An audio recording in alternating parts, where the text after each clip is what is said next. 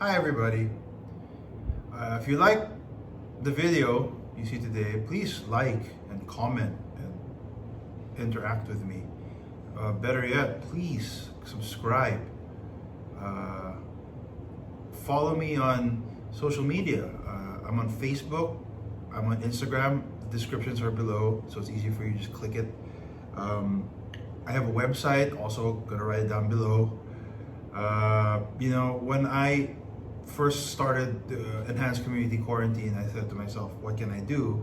I think I'm finally going to be able to have a little bit more free time to do that thing I wanted to do online, where it's like I have a website and I have a show, sort of, and I'm going to try to entertain and educate as many people as I possibly can. And I've done that, and now I'm here to see if I can give back in a way, because I'm by no means an established person on the YouTubes.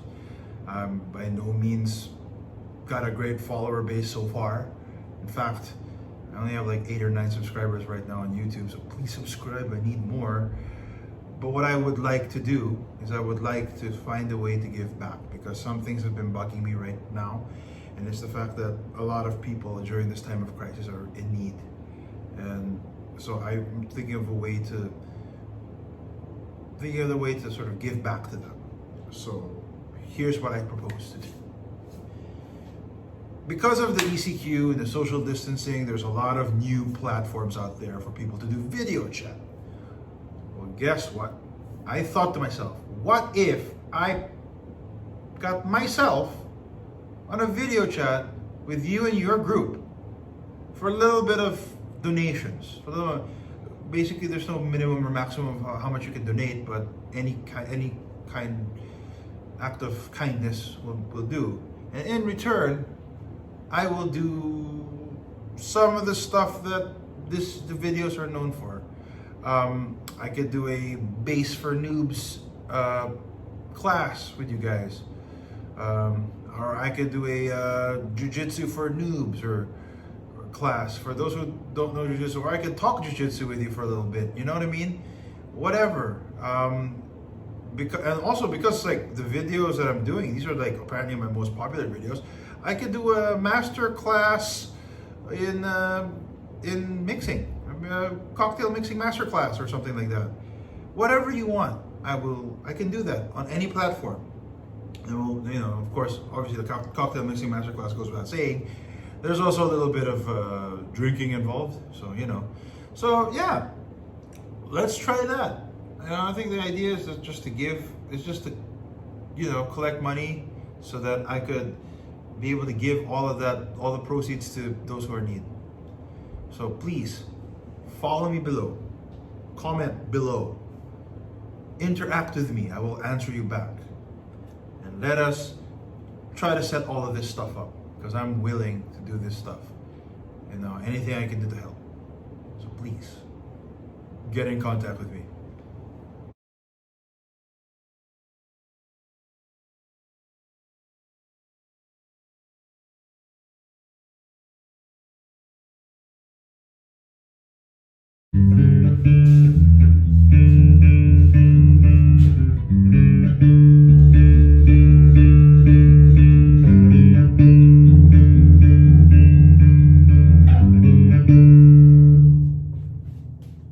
Hi.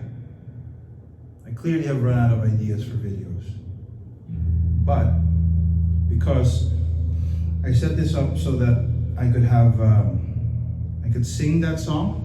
That song is called Universally Speaking by the Red Hot Chili Peppers, without any guitars, drums, or anything. It's just me and my bass. But then I realized I'm not really a singer, so it didn't end very well. So instead, I'm going to teach you a lesson. Today we're going to talk about octaves. Now, just to recap, I did a lesson for the 1, 4, 5, and 1, or 8, which is the octave, many months ago. We did a blues line using the 1, the 4, and the 5. We never really talked much about the octave, but today we're going to finish it. So this is the shape: 1, 4, 5, octave. It's like a diamond shape. And if you look back in that old video, which I'm going to put in the link below, we're going to play the octave this time. Now, what is the octave? The octave is a different pitch of the same note. So when we start with basically the 1, which is the A right here, if you wanted to have a higher A right there, okay, how do you find the octave? You fret the note. Any note you want to fret. In this case, we're using A again, fifth fret of the E string. Then we're gonna go down to the 5th, physically down, not we're gonna go higher. The next higher string, A, and the D string, and then we're gonna move it. So we're now at the 5th fret of the D string. This is where the A is. This is where the first note is. We're now moving it down 2 strings to the D string, to the next 2 highest strings, and then we're shifting it from the 5th, 6th, 7th. That's what we're doing. That is the octave. Why is this shape really good for octaves? Because you can do a lot playing this octave shape.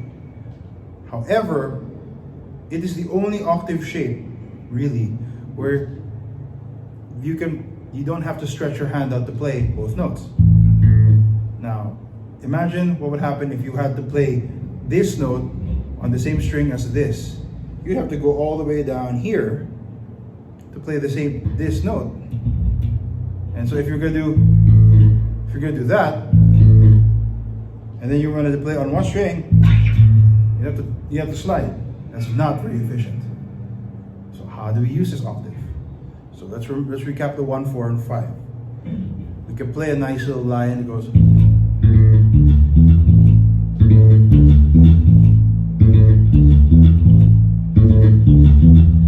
Doesn't that sound pretty good? I mean, if you're like a noob, that sounds pretty good, right?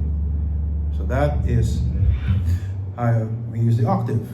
Also, the song that I played earlier, the main line of Universally Speaking, starts with octaves, except the difference is we play the higher octave first. And it is D. So let's go. We're playing it here on the 7th fret of the G string, and here the 5th fret of the A string, which is a D. So we start with this one.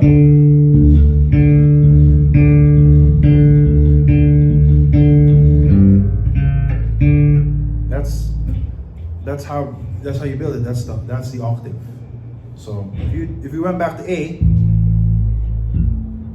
and you play it all the way around, where you start with a high note first,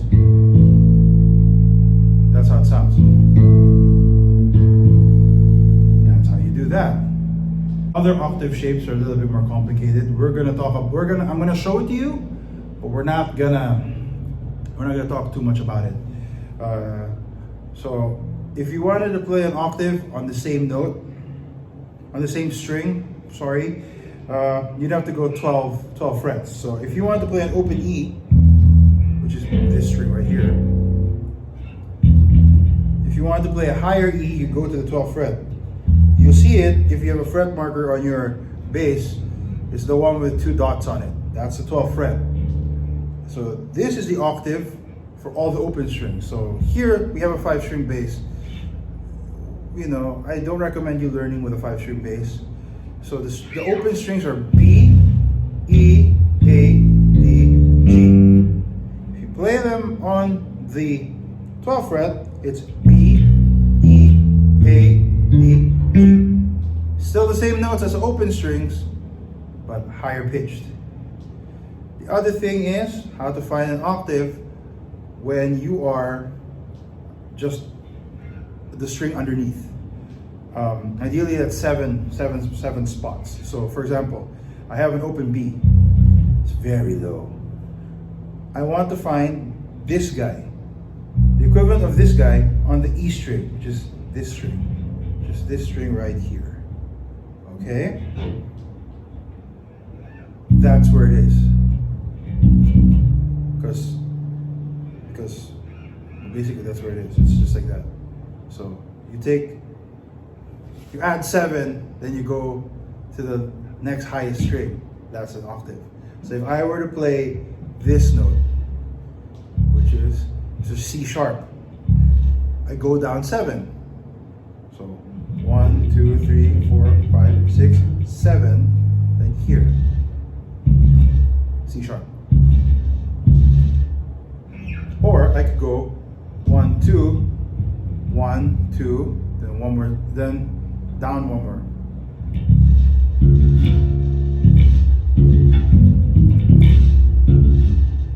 That's the octave. I hope that's clear. Enjoy.